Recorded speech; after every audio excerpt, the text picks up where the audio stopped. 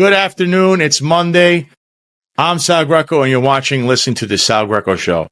If you're watching us on YouTube, please hit the like button, hit the share button, hit the subscribe button, hit the notification button. If you're watching us on Rumble, hit the Rumble button, hit the like button, hit the follow button. If you're listening on any major podcast streaming platforms, please like, share, and subscribe. Today, I'm going to cover a few topics with one of my brethren in the finest unfiltered family, Marlon Bethel. He will come on. We'll be discussing these two detectives that have a whole lawsuit now against the New York City Police Department, and there's a backstory to that. There's Harry Siegel, who was one of the journalists that was targeted by John Schell, the chief of department of the NYPD, and the deputy commissioner of operations of the NYPD, Kaz Daughtry, online. There was other things that have occurred. And the final part here is I'm going to give you a preview to this. Here's a story here. Handcuffed and punched, NYPD officers face legal action after fracturing Bronx man's jaw in brutal false arrest. Beating an innocent man based on feelings merits criminal investigation. This is not what the NYPD is. Hashtag the Sal Greco Show. Hashtag the finest unfiltered. So we'll be covering that and all the other subjects that I discussed. And let's get this show going right now.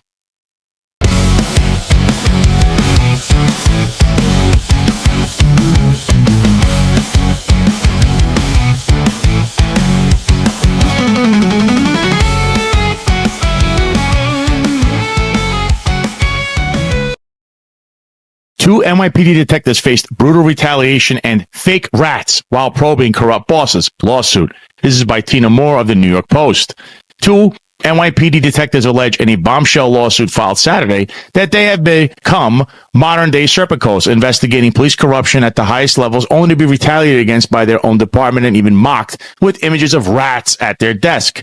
Detective William Seidman, 42, and his partner, Detective Anthony Vidot, 57, were assigned to the city's Department of Investigation in 2020 to root out corruption and bribery involving NYPD and city officials, their lawsuit at Manhattan Supreme Court claims. One investigation involved allegations that clubs in Midtown and Queens were paying cops and their associates for special treatment, like not issuing no fines for noise complaints and ignoring other violations, sources have said. Seaman and Vidot in 2022 were asked to run numbers in lists given to them by the DOI. They weren't told where the numbers were from. We had the case in its infancy, Seaman told the Post in an exclusive interview. One of the first names that popped up for us was James Caban. James Caban was the twin brother of then Police Commissioner Edward Caban. Soon after, other big names surfaced, including mayoral advisor Timothy Pearson and then Deputy Mayor of Public Safety Philip Banks. The lawsuit claims the two gumshoes went to higher-ups at DOI with their shocking discoveries. When this comes out, you're going to have worlds collapsing, Seaman told his then DOI boss, Audrey Feldman. It's going to take the police department down. The detectives kept the DOI case close to the vest, but frequently felt their NYPD bosses were fishing for information to get ahead of the probe that was about to ensnare top NYPD brass and Mayor Adams's closest advisors, they alleged in court papers. It became clear that Sergeant Vincent Danes, their direct NYPD supervisor at DOI, was trying to get information report back to their commander, then Deputy Inspector Raymond Festino. Festino is one of 5 NYPD bosses named in the lawsuit and was in charge of a dozen detectives, including Seaman and Vidot at DOI, the suit alleges. That's when it switched, Seaman recalled. They want us off this case. That's also when the intimidation tactics began in earnest. The gumshoes would show up to work at DOI's Maiden Lane offices in Lower Manhattan and find photos of rats hung near their desk with their confidential license plate numbers written next to the rodent picture, the suit alleges. Send rats packing, the sanitation advisory message declared. Around this time, the U.S. Attorney's Office joined the mushrooming corruption case, and the detectives were warned by DOI to not share information with other cops since DOI is not sure who was compromised, they claimed in the lawsuit. Meanwhile, abuse from their own bosses began to fester. In September 2022, the two partners attended a line-of-duty funeral at the request of a squad commander. Festino was allegedly outraged that they had skipped a going-away party for a civilian team member. He phoned Vidal, a U.S. Marine who was shot in the line of duty as a cop in 2003, to berate him, the suit claims. You think you could do whatever you want? You mother effers, Faustino's allegedly shouted. I will effing kill you. I will kick your effing ass. Faustino had an ugly history of hateful remarks, the detectives claim. Once, while Seidman, who is Jewish, was helping to decorate the office Christmas tree, Faustino walked in the room and allegedly said, "Look at the Jew doing the Christmas tree." The detectives filed an internal equal employment opportunity complaint claiming discrimination in a hostile work environment, the suit alleged. As the corruption case expanded, Faustino became more controlling, allegedly telling them that whatever work they did moving forward would be for him and only him, they claim. The detectives were also told that they had to check in every 2 hours while they were in the field and needed special permission to work overtime, costing them thousands, the suit claims. The detectives were worried and shared their fears with one of the DOI investigators. I'm telling you right now, the retaliation is going to be through the roof, Seaman said he told DOI. When this comes out, I'm done, and I called it. In 2023, both detectives were taken off the corruption case and transferred to other units, first to the real-time crime center at police headquarters, and then the city's Office of Emergency Management in Brooklyn. The new assignment stuck Seidman, who has 4 kids with a 2-hour commute, the NYPD retaliation tactic known as highway therapy. Vidal decided to retire and now drives a school bus part-time. It's been rough, Vidal said. I feel bad that I left and Will's still there, but I couldn't take it anymore. The way they were coming after me, I said I better leave while I can.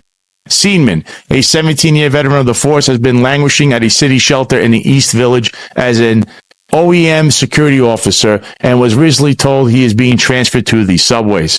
Attorney John Scola, who filed a lawsuit, said the department needs true independent oversight to root out corruption. Hardworking detectives like Seidman and Vidal, who stood against their corrupt superiors, have seen their careers destroyed in retaliation, proof that without real reform, justice within the department is an illusion, Scola said. There have been no criminal charges in the case the pair was investigating, but Philip Banks and Pearson both resigned amid the federal investigation. The probe is one of many swirling around Mayor Adams' troubled administration, which saw multiple raids, subpoenas, and resignation this year and last.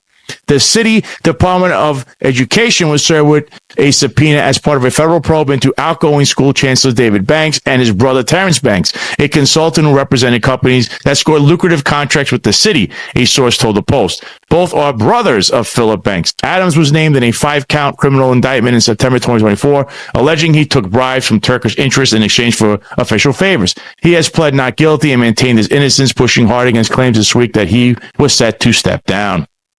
So here to discuss what I just read out and posted and showed you on the Sal Greco Show with these 2 detectives and plenty of other things, Marlon Bethel, who's part of the Finest Unfiltered family. So Marlon, welcome back to the show. Thanks for having me, Sal. It's always a pleasure to come on here and go through these latest the latest happenings in the NYPD. It's never a dull moment in the city, apparently. It isn't. And I know there's a lot always, I hear a lot of chatter.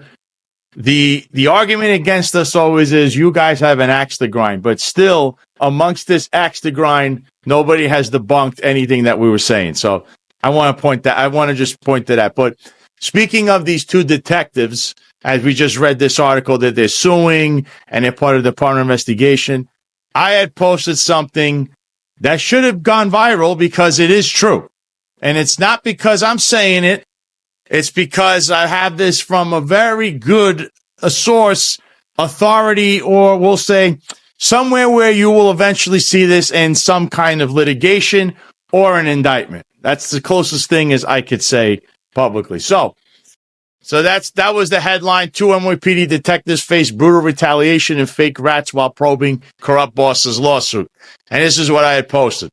Former NYPD Chief of Department Jeffrey Madry and NYPD Police Commissioner Ed Caban are intricately connected to this mishegas of a caper. Allegedly, Madry obtained information directly from these detectives in a closed-door meeting. After they left the meeting, Madry then met with Police Commissioner Caban in his office, and they allegedly reported the findings back to the mayor and his cronies. Detective Vidot was going to retire when Chief Madry allegedly convinced him to withdraw his retirement when suddenly NYPD opened up an investigation against him and his partner. They failed to sue the main parties, Caban, Iglesias, which was Miguel Iglesias, the former chief of internal affairs, and Madry. The retaliation was designed to derail the investigation into the Caban and the other cronies' related activities, Consofrito and more. The retaliation circle appears to be former NYPD Police Commissioner Eddie Caban, former NYPD Chief of Internal Affairs Miguel Iglesias, and former NYPD Chief of Department Jeffrey Madry, while keeping the mayor's office informed of it all.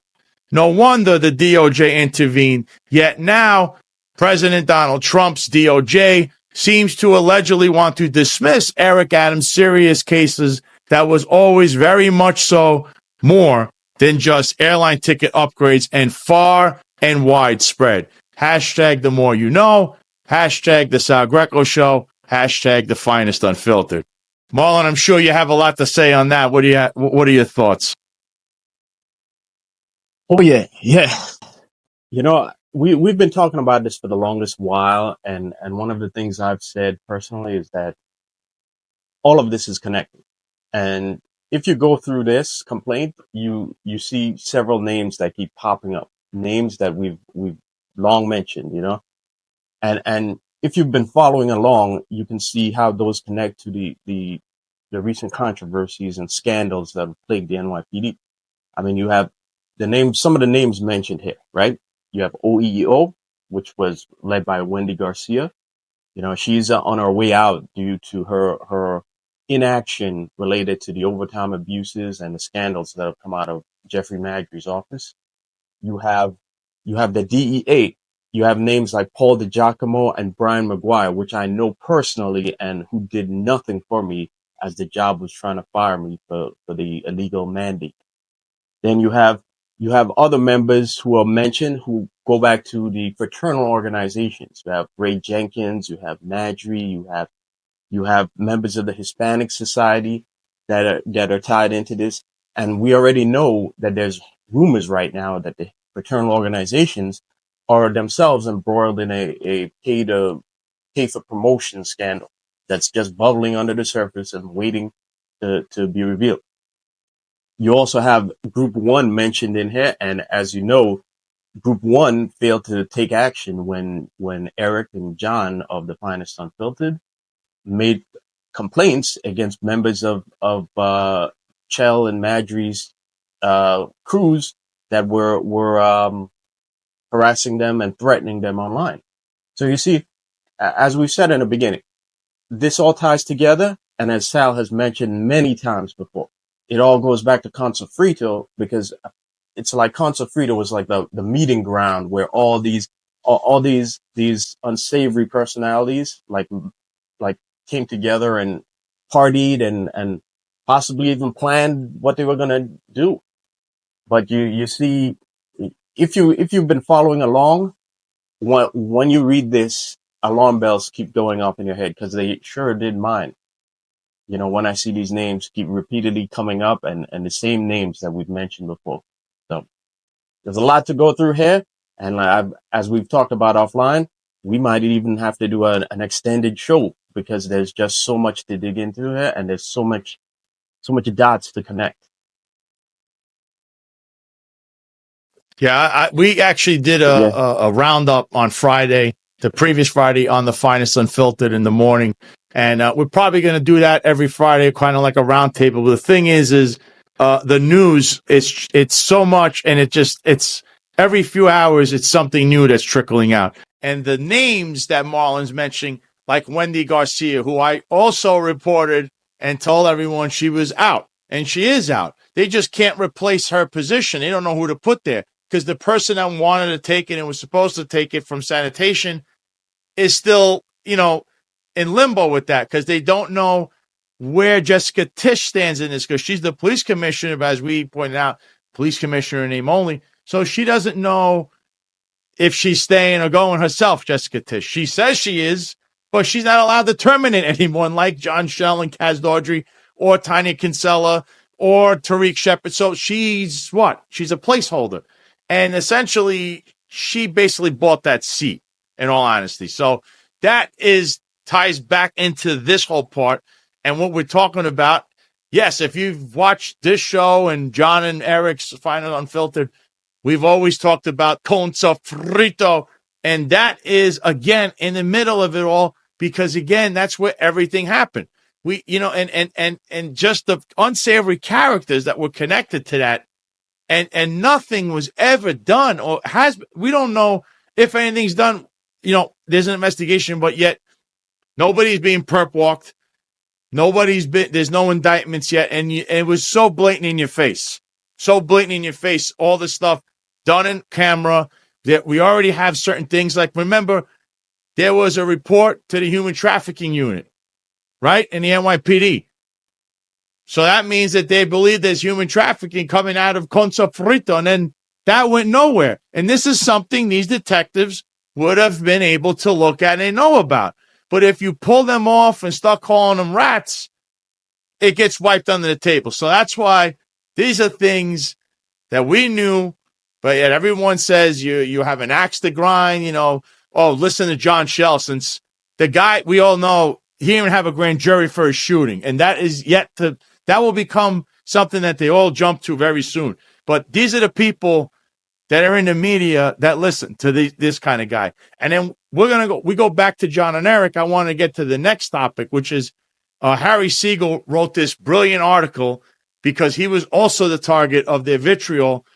Harry Siegel was picked on, and he's the senior editor of the City.NYC. He also writes a column once a week in the New York Daily News, but he's been around for a while. And whether you like him or not, he likes to hold public servants and elected officials accountable, whether they're Republican or Democrat.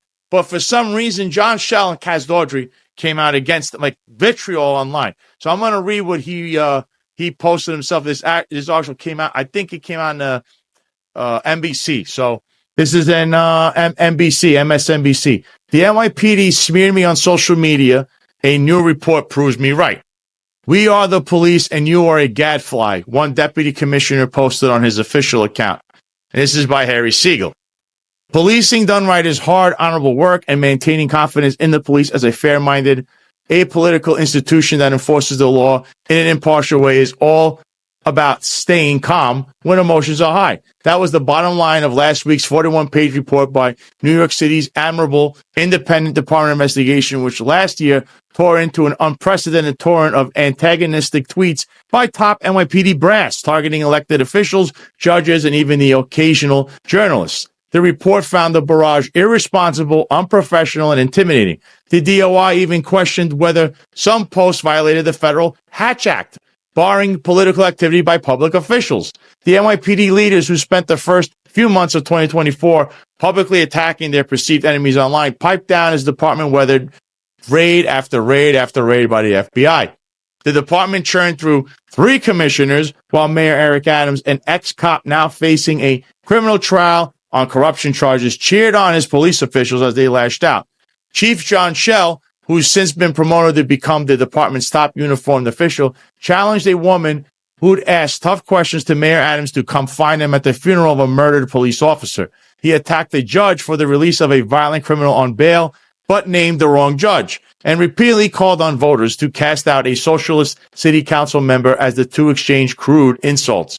I was the subject of some of the attacks, labeled in a tweet on the official @NYPD News account as Harry Deceitful Siegel, and smeared by various bosses there for hating cops as they vowed to no longer allow disingenuous and outright false reporting to be spewed unabated. We are the police, and you are a gadfly, sneered a deputy commissioner on his official account. I welcome criticism and often learn from it. I always take pains to get the facts right and correct them when I don't. As for remarks like these, I defer to DOI Commissioner Jocelyn Schreiber, who dryly stated no aspect of the social media exchanges that DOI reviewed in this investigation served the public. Adams thought differently.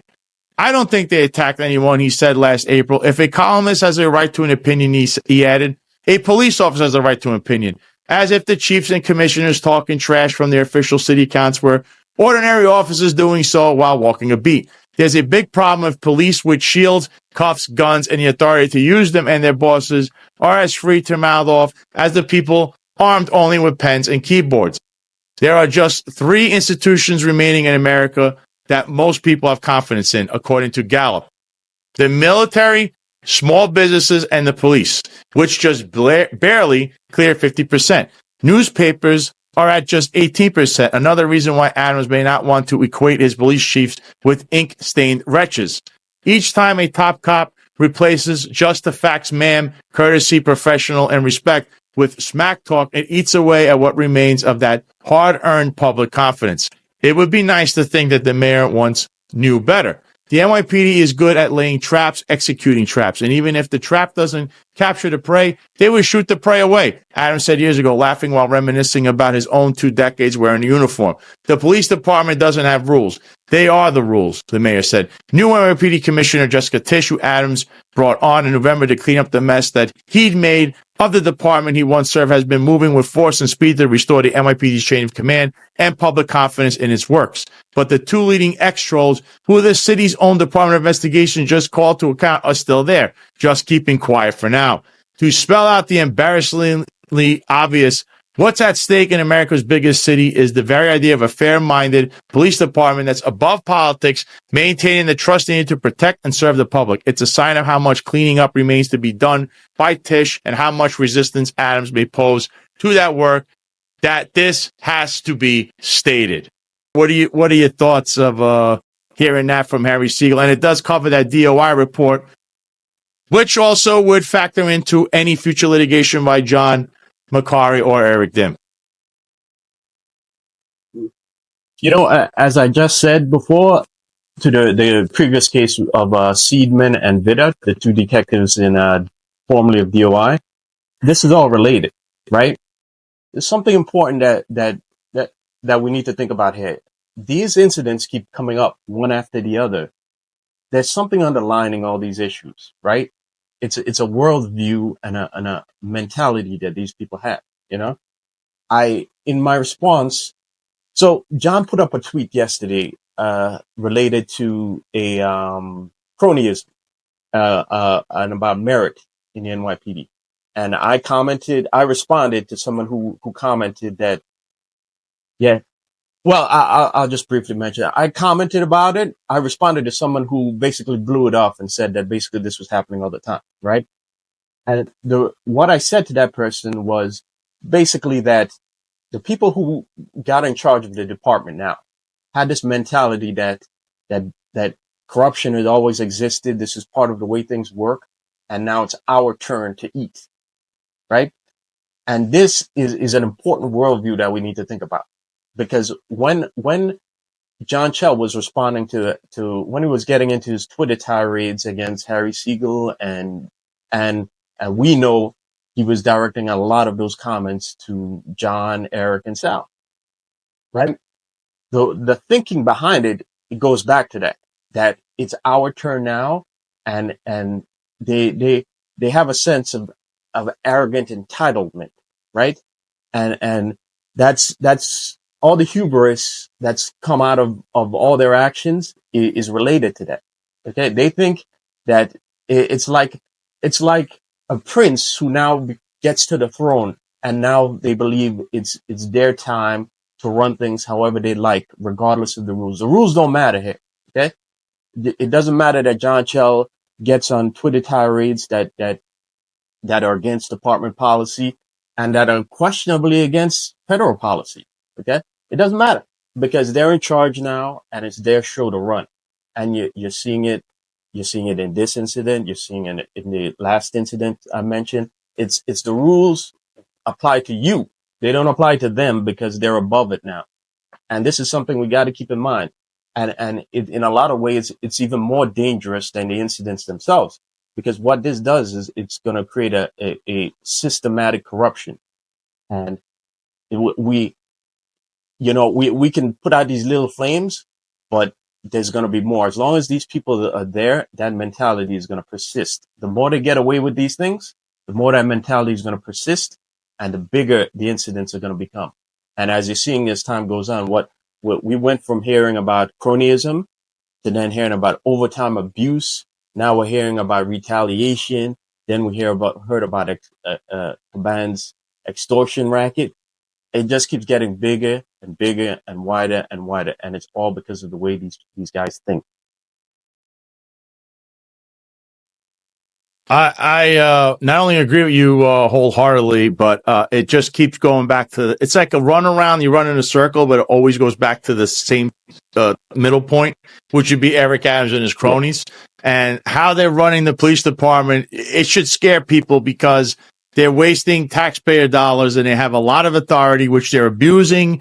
And quite frankly, they are committing criminal acts on the side with their rackets and other, criminal elements that they're involved in. So you have a crime syndicate running not only New York City, but the police department. It's very apparent. It's very apparent. But the problem is, I still read in that article, Harry has a lot of hope in Jessica Tisch. Jessica Tisch, as we know, is just the police commissioner name only. She's a billionaire puppet. She bought that seat. And as we actually covered on the Finest Unfiltered on Friday, the state of the NYPD, there's a lot of rhetoric. It's a lot of we're going back to the past, right, with her. But in actuality, she's pointing a finger from using her bully pit. Oh, the politicians. Her family donates to all those politicians. So she is part of the problem in herself. Yeah. So she can point the fingers. Yeah. You got to, in the end, say, well, your family funded Eric Adams, right? And all these other politicians. Absolutely. Yeah. I'm going to play exactly what you just said. Yeah. That's right. Here it is. This is what John had said. He says, merit-based after less than 4 years on the job with 62 total arrests, and according to NYPD Online, only 3 months in the squad. Retired NYPD Chief Rodney Harrison's daughter was promoted to detective. Eric Adams remains a swamp of nepotism, incompetence, and corruption. And I would like to add cronyism.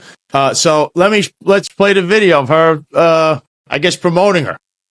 I want all of you to know that all of today's promotions are what we call merit-based promotions. And this is what everyone in the department can expect to see at each and every promotion ceremony going forward. You are here today for one reason and one reason only. You earned it. But as I'm sure you know, you didn't do it alone. Behind every good cop and every good leader is a family who supports them through all the ups and downs of the job. Many of them are here to witness this ceremony and share in your success. So let's give all of them a round of applause for all the sacrifices. All the sacrifices, Marlon. I see the left side there, which have been to her right, but the left side of that video, there's a bunch of people up front that don't belong there. Shell, listen, this chief of detectives, Kenny, he's in a major lawsuit with a lieutenant named Ramirez where he was involved in another cover-up with these detectives that were drinking out at that zoo, whatever electric zoo thing, but they were trying to pin it on the lieutenant. That's what Kenny was up to, okay? This is while he was in the detective bureau. Then we have Rivera, Chief Rivera, who's Jimmy Rodriguez, remember the mob associate, self-admitted criminal from Con Sofrito, where anything and everything that happened in one of his places there, he's pictured specifically smiling with him multiple times, hanging out with him. That's Philip Rivera associating with someone reasonably believed to have engaged in criminal activity. Then there's even more behind them, more people that associated with Jimmy Rodriguez and company. So that whole speech sounds like it's just a play on your emotions, Marlon. We said this before. I mean, what do you think? Yeah. How many of those people would not have a career if they weren't part of that big club? John Chell alone would not have gotten to those ranks had he not had Magri in his corner. It's the rules apply to you, but they don't apply to them. You guys who are out there busting your tail on these cases, trying to get grade or trying to even work your way to becoming a detective. You're busting your tail, and then you have people like Harrison's daughter. I mean, she could be a good cop. 62 collars is decent.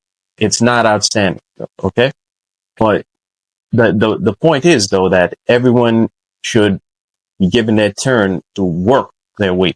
You shouldn't be given like a rocket fuel advancement because your last name is the same as the chief or the guy who used to be the chief. You know, it's a big club, and again, the rules only apply to the youth.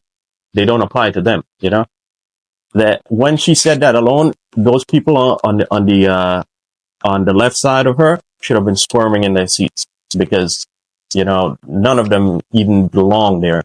You know, had it not been for their association with the in club at one people.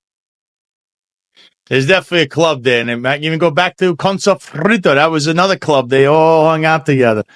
But then we have also another topic here, which was something else that was covered in the New York Post, actually, and it actually quoted John McCarry. I'm impressed. I'm really impressed because, you know, they usually don't like to cover anything or give John or Eric or myself or you any kind of credit for anything. It's kind of like, we're the black sheep. This was the headline. NYPD union sounds alarm on new facial recognition tool that would be weaponized by anti-cop activists. And John is quoted in there in this article. They actually used what John was saying about AI and all this other stuff in the 58. Retired NYPD Lieutenant John McCarry, who sounded the alarm on X over the new photo search option, warned cop haters will likely abuse the newfound ease for obtaining NYPD officers' personal information via photo. And you could read the whole article, but there's been a lot of discussion with the 58. I know Eric and John, they're not in favor of it. I got to be honest, I like 58 because the New York City Police Department, they like to hide information. They like to, like, I don't know, like they don't want to tell you certain things. And for some people that need to have legitimate lawsuits, or if you've ever been in litigation, the city and the NYPD love to they go to the court and say, we don't have to give you anything. And some of the only things and only ways you could find anything out is through 50A, actually, through they have to produce disciplinary matters if they've been on a list, an adverse list, which we'll get to in a little bit with someone else. These are very important things that 50A does. Obviously, the photo recognition, though, I don't know about that. What are your thoughts with that, Marlon? Yeah, well, I've joked in the past that the 50A, they need to do a better job of my picture on there. In fact, one of these days, Sal, I'm going to come on here with a suit too, just so they can get a picture of me. You know, the truth is I didn't like the 50A in the beginning. I really didn't, you know, but I've come to realize that in the age we live in, with a dishonest police department, the 50A is necessary. You know, if we had a police department that actually was honest and did its job, and we had like the unions to push back against the job, we had all these people who have roles meant to guard against a rogue police department. If they all did their jobs, then we wouldn't need the 58. But since none of them are doing their job, and since all of them seem to be part of the club too, then the 58 becomes a necessity. But with that said, right, if you go to the Finest Unfiltered Twitter site, John put up a short a couple days ago, right? And the short actually was yesterday. The short gave a point about the 58, which I never thought of before, right? The only issue I have, and this goes back again to the police department and the unions doing their job, right? They need to set boundaries, right? So the 58 is okay. I have no problem with it. But the fact that cop haters could use the 50A and then go on the street or go to a cop's house and harass them is another story, you know? And again, it begins with the unions, the job, the DAs, even the mayor, everybody doing their job properly and setting boundaries, you know? It's okay to put up a cop's info there. Okay, fine, whatever, right? It's not okay to then use that information to go to the cop's house, to go to be breathing down his neck on the street as he's trying to do his job. It's not okay. There has to be boundaries set so people know where not to cross the line. And if those who cross the line and use that information to then go after cops and harass them, there should be punishments for them. But like I agree 100% with you. In a dishonest world, we need the 58. There just has to be boundaries set by government and all the members the government administrators and people in power who represent local law enforcement to set boundaries for people who use that information, so that if they use it adversely, there will be legal consequences for them. Very well said. And just because you pointed it out, I just found it. I'm going to play the clip of what you're talking about. There it is. This is the underlying issue with 58, utilizing facial recognition to identify NYPD officers. So let's put this up. Let me blow this up for everyone. There we go. But I find it really funny that cops are very mad. Cops that support facial rec. Oh, what do you care, bro? You don't do nothing wrong. I don't do nothing wrong. Okay. What do you care, bro? What do you care, bro? And I got the same argument here. So it's either good or it's not. And like, that's the thing I see here. I don't like the way 50A is utilized. I think that it's important and transparent that officers, that there is accountability and we're able to get records that you're needed. Should you sue an officer? Should you make a complaint against an officer? Should you want to see how a case or an allegation goes against an officer? Or if you were a victim of something, I think it's important that there's transparency. But the 50A in particular is being used to, at a moment's notice, harass and annoy police officers.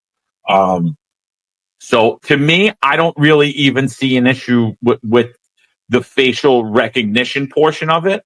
I just have a bigger issue with the fact that the NYPD to date has not put a memorandum out, has not taught officers what harassment of a law enforcement officer is, and when they should utilize that law and how to effectively arrest people and when people break that law, in conjunction with the district attorney's offices to set boundaries.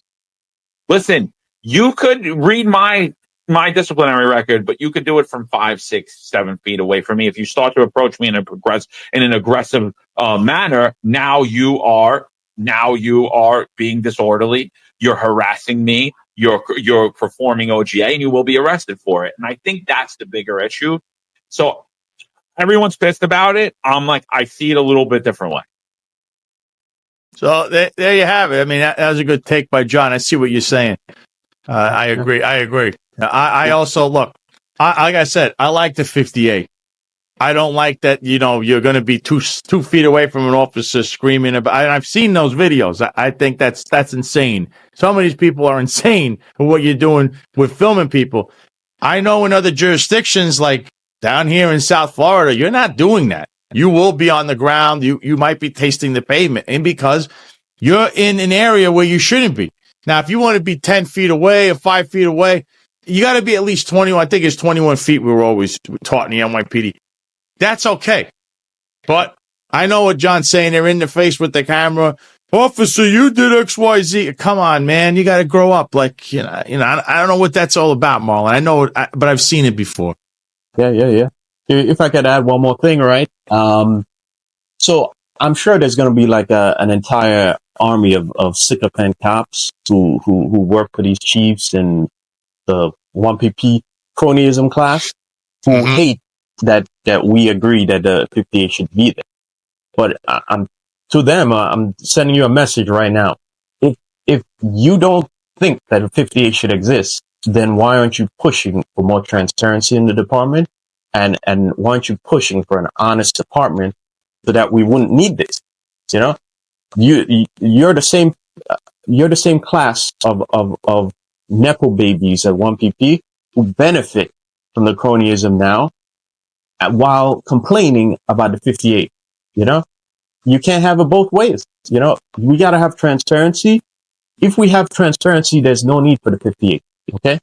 If we had an honest department, we had honest one police plaza doing their job, we had honest unions, there'd be no need for it.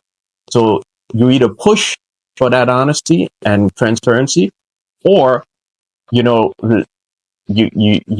remain quiet, because that 58 needs to be there as long as we're not, as long as we don't have an honest department. I always say the Reagan motto is always trust but verify, but I actually say the opposite: verify then trust. That's for the back the blue crowd. And listen, we're all for the rank and file in the police departments across America. That's the average Joe or the average Jane that walks into work and goes out in the street, but then they'll be disciplined for having white socks on when should wear, all this kind of nonsense. Meanwhile, it's this upper class, and I believe Eric Dim breaks it down to the three classes, that goes on in every police department. It's this upper class that is the issue. They have a problem with 58 because they don't want you to see their own corruption. Because to get to the top, all the way to the top, usually they're doing something. There's something there that's happened, or they don't want, it's something hidden behind a closed door. So 50A will hold people that are in those positions accountable. And if you have nothing to hide, you're right. What are you worried about? I mean, I'm up there. You're up there.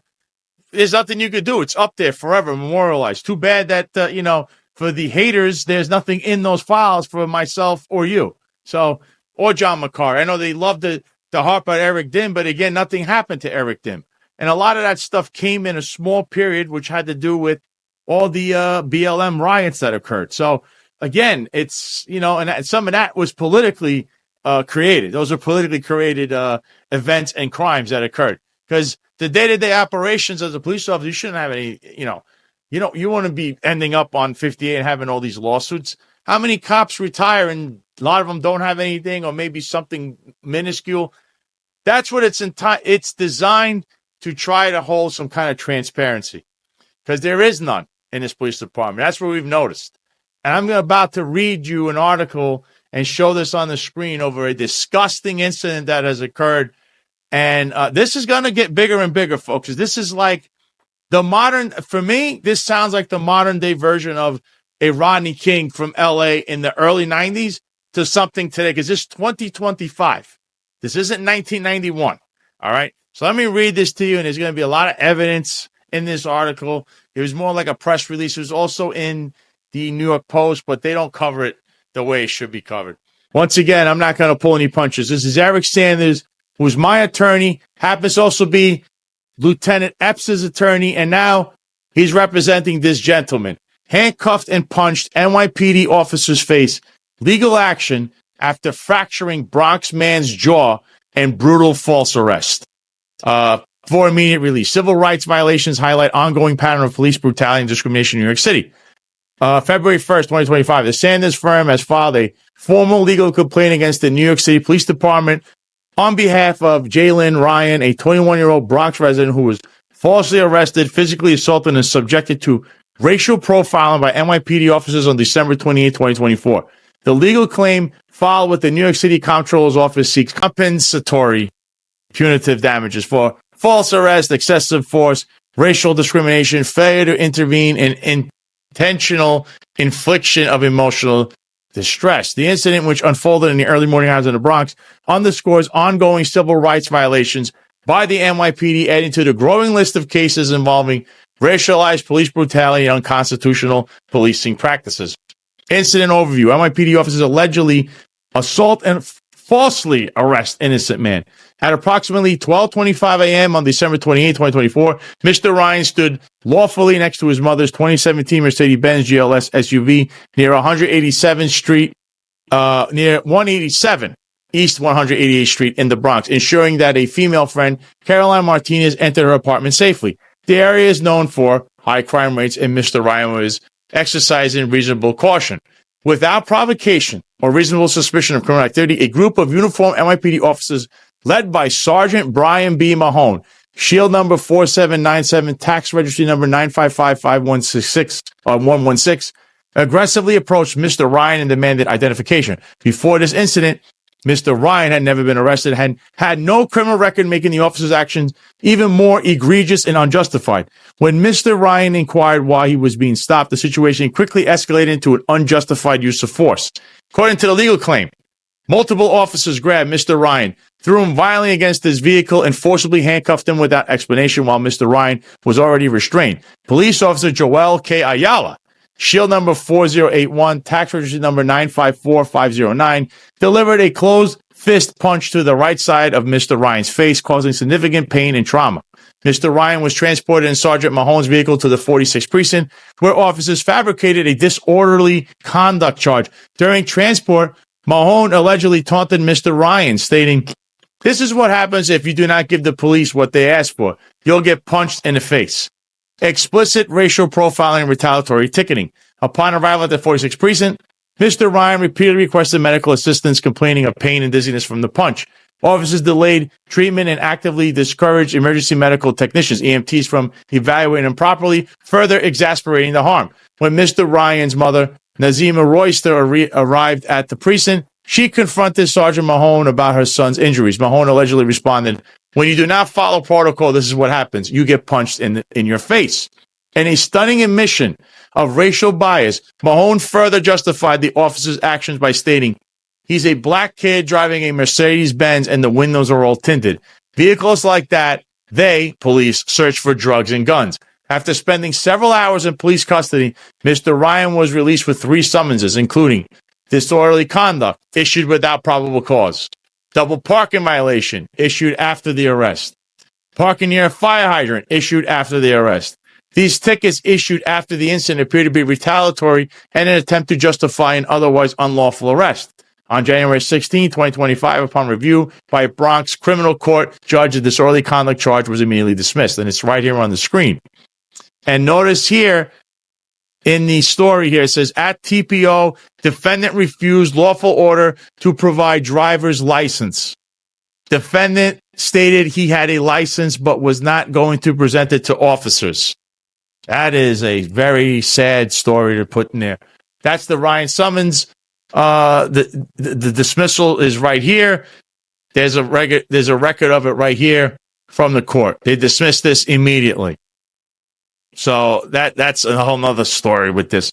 So this article continues. Pattern of NYPD misconduct and similar cases of civil rights violations. The NYPD has a long documented history of excessive force, racial profiling, unconstitutional policing, particularly in communities of color. Mr. Ryan's case is not an isolated incident, but rather part of a systemic problem that has resulted in wrongful deaths, excessive force incidents, and legal settlements costing taxpayers millions of dollars.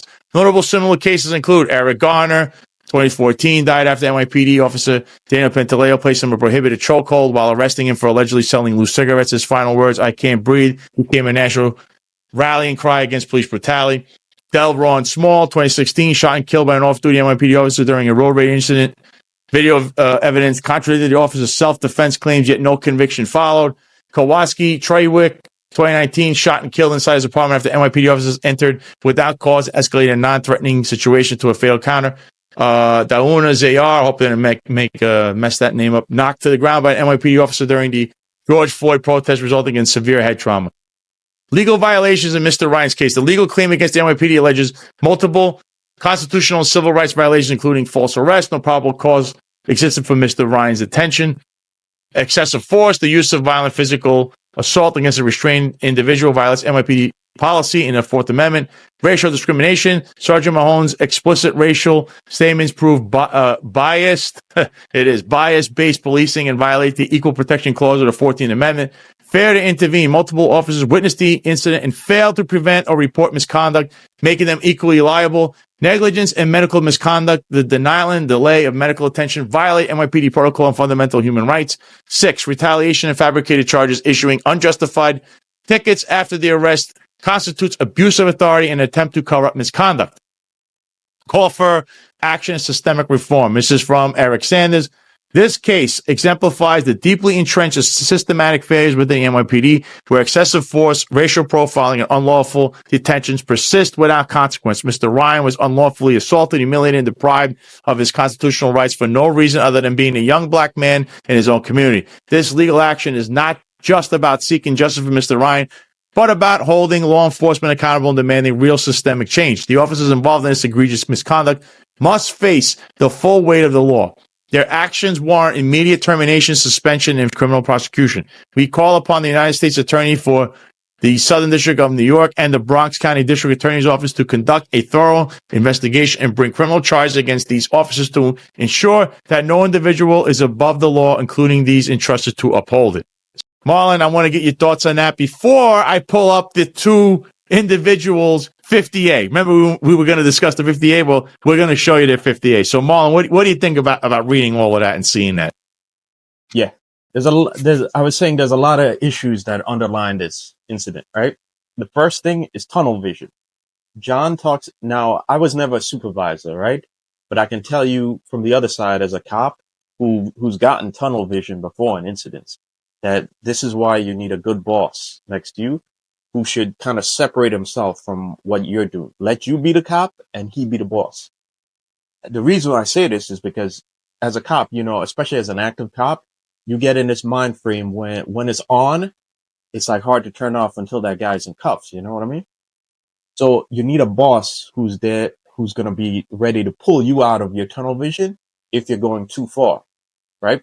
John always says that you need a boss to protect you from yourself. And this is where that comes in. By protecting you from yourself, meaning he's there to pull you out of your tunnel vision if you get to a point where you might be crossing, you might be ready to cross that line, you know?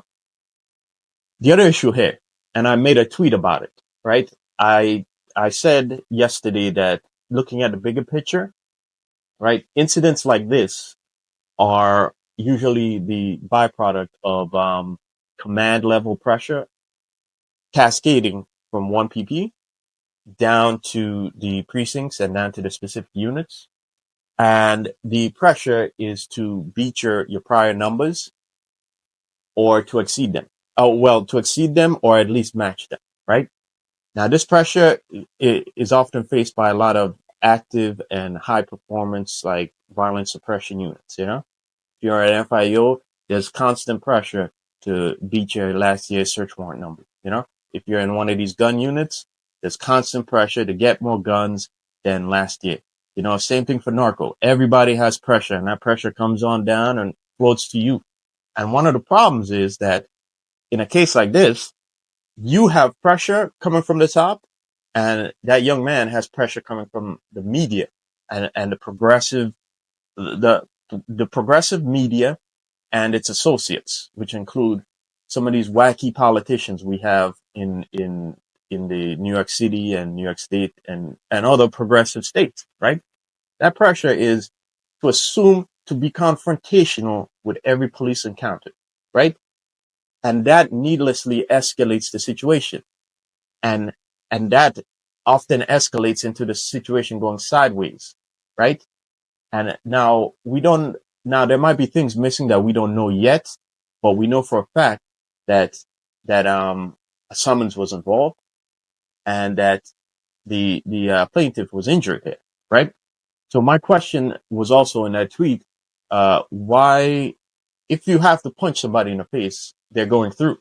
Otherwise, why did you punch them in the face? Why did you use force at that level, right? If they're not in cuffs, right? So there's a lot of issues playing here.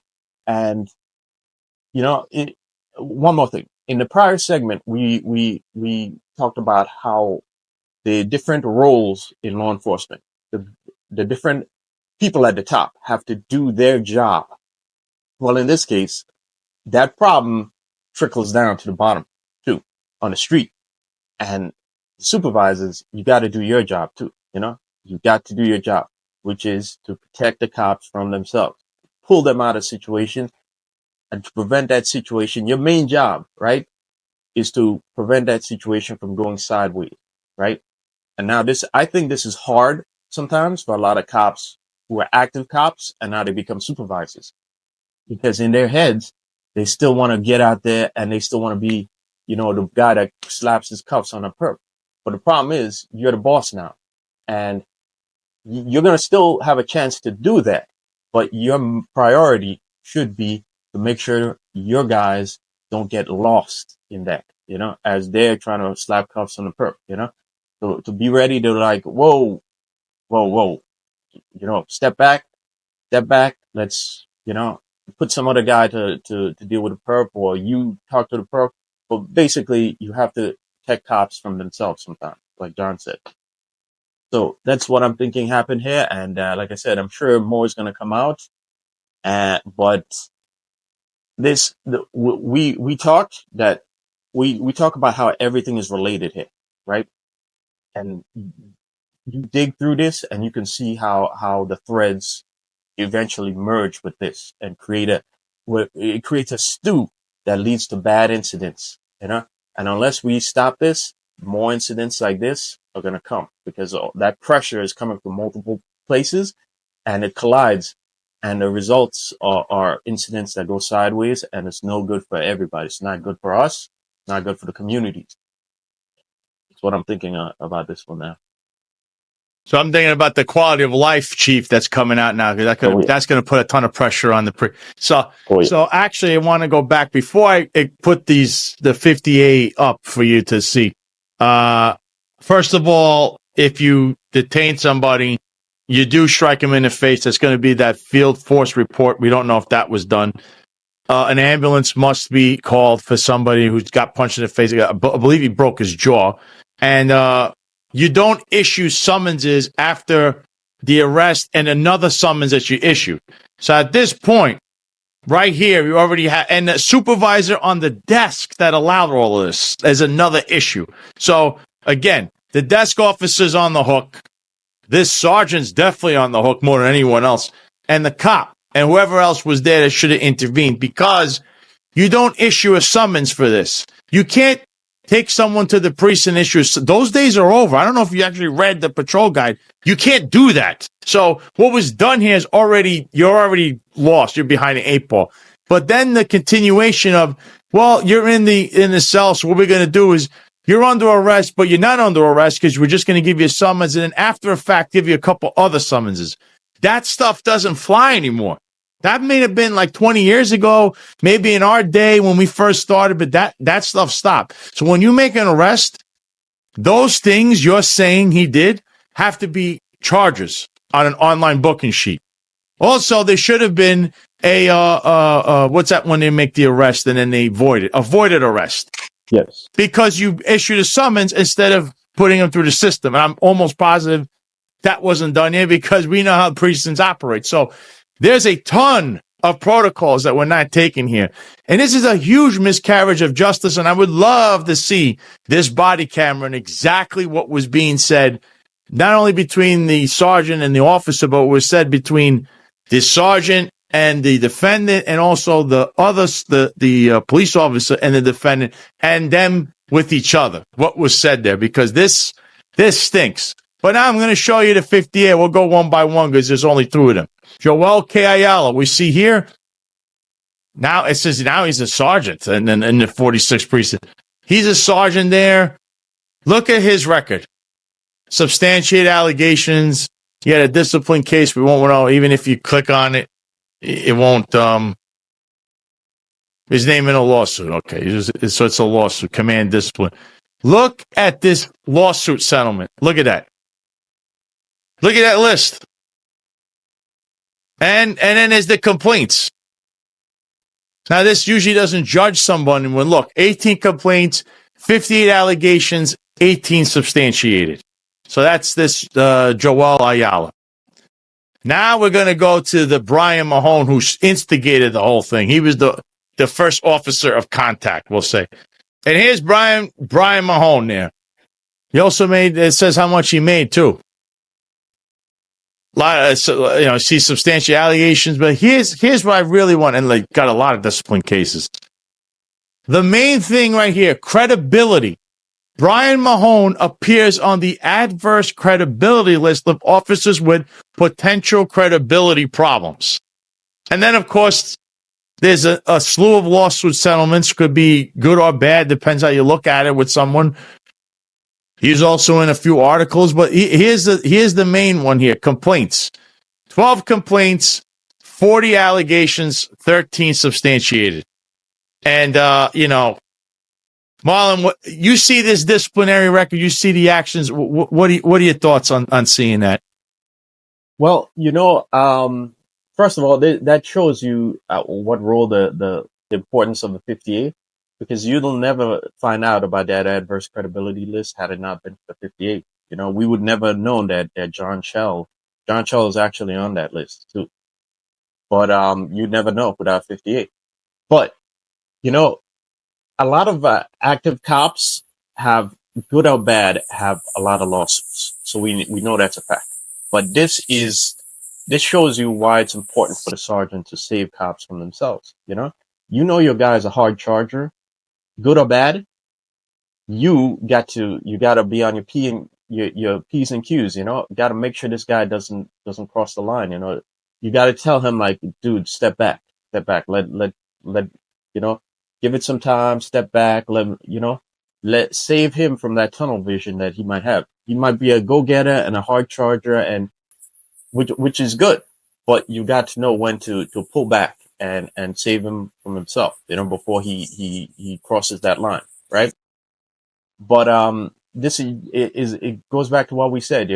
We need people to do their jobs. If everyone in the department does their job, then we get to a better, more efficient, more transparent, more honest department, right? But there's just so many questions that we have for this incident that it's like, how did it even get that far? Yeah. Now, another thing about that adverse credibility list, right? That was one of the reasons why I made my tweet, because I know a couple guys who are on that list, and some of them are great cops. These guys could sniff a gun out just by walking outside a precinct, right? But what ends up happening is there is so much pressure from above that they're quick to react sometimes too quick, sometimes when they should be hanging back and just observing a little bit more, because they're so good at it sometimes that it pushes their instinct to react a lot faster than they should. And a lot of times that pressure to meet or exceed your past numbers pushes them to be overly aggressive. And I believe that has a part to play in it, right? That right now, we know the Bronx has been on fire right now, right? And the administration is getting a lot of pressure and a lot of pushback as to why this keeps happening. We know that the issue extends beyond just the cops doing their work, because the DAs aren't doing their job and the city isn't pushing the DAs to do their job as well.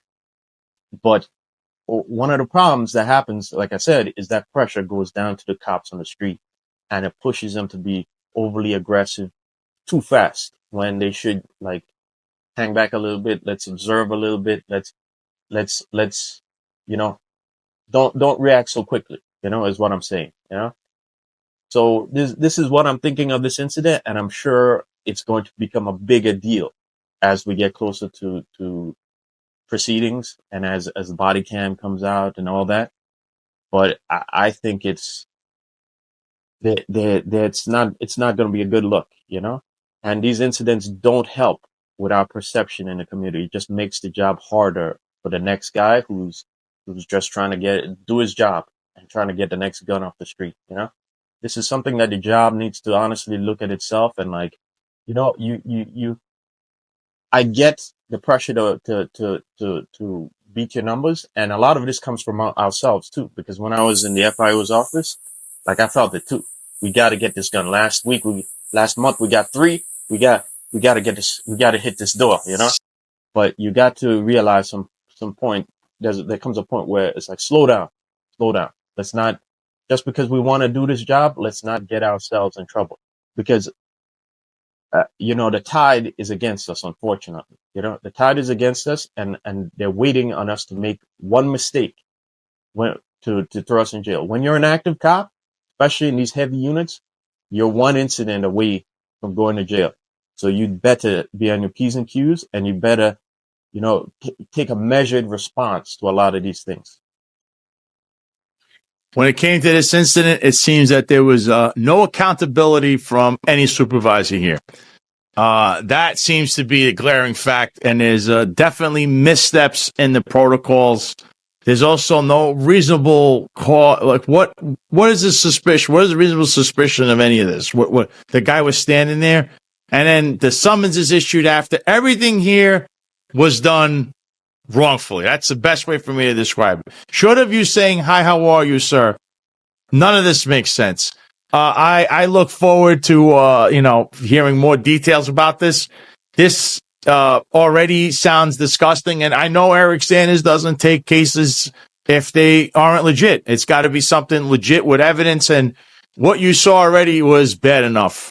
I don't know what to say. I think other than there'll be more to come, and we'll be covering that on the Finest Unfiltered and the Sal Greco Show in regards to this incident. But this is what we mean. We back all the rank and file in the police department, but this is the problem, is when there's one or two bad apples, you need to root them out, because this can definitely poison the entire well of the tree. And if it was some chief that comes down with directives, that needs to come out too, because you know what? We're tired of hearing the double talk where, oh, it's got to be nice community policing, and then meanwhile, you might have a chief, John Shell or otherwise, at state, nah, we got to go and brutalize people, because that's what I did in my day 35 years ago. That's what you're going to do today, because I bear no responsibility. I'm sitting on One Police Plaza hanging out with Dr. Phil and whoever else it is that they hang around with. So, Marlon's been a riveting hour. Like you said, we could go on for 3, and I'm sure we'll have more in the future. So, where can people find you, and what's next for Marlon Bethel? Yeah, thanks for having me on, Sal. You guys can find me on, I'm on Twitter, or X, as Fire Detective. I'm on there on Instagram as well, under the same name. Just watch the Finest Unfiltered and watch Sal's show. You know, you're going to find me every now and then. I'm going to pop up on either one. And as Sal mentioned, we're trying to do a weekly roundtable on the Finest Unfiltered. So you watch either, and I'll be there. And I'll let you guys know of my next moves, but stay tuned and be aware of what's going on. And those of you guys in the department, right? You just remember the chiefs and the guys pushing you to be a cowboy aren't going to face that same scrutiny when you mess up. Okay, they're in their protected tower in Manhattan while you're on the street. So again, take a measured response to what's going on and be aware of what's going on. Just always think to yourself, that you can't try to remain out of that tunnel vision, okay? And protect yourself. All right. Thanks for having me, Sal. Thank you, Marlon. This has been another great edition of Sal Greco Show. Tune in on Wednesday. We'll have a fresh episode, and God knows what happens from here to Wednesday, because this is an ever-changing cycle. And like I always state, New York City was the shiny city on the hill for America. So as New York City goes, so does the country. This has been Sal Greco. You're watching the Sal Greco Show, and I'll see you on Wednesday. And until then, I bid adieu and goodbye.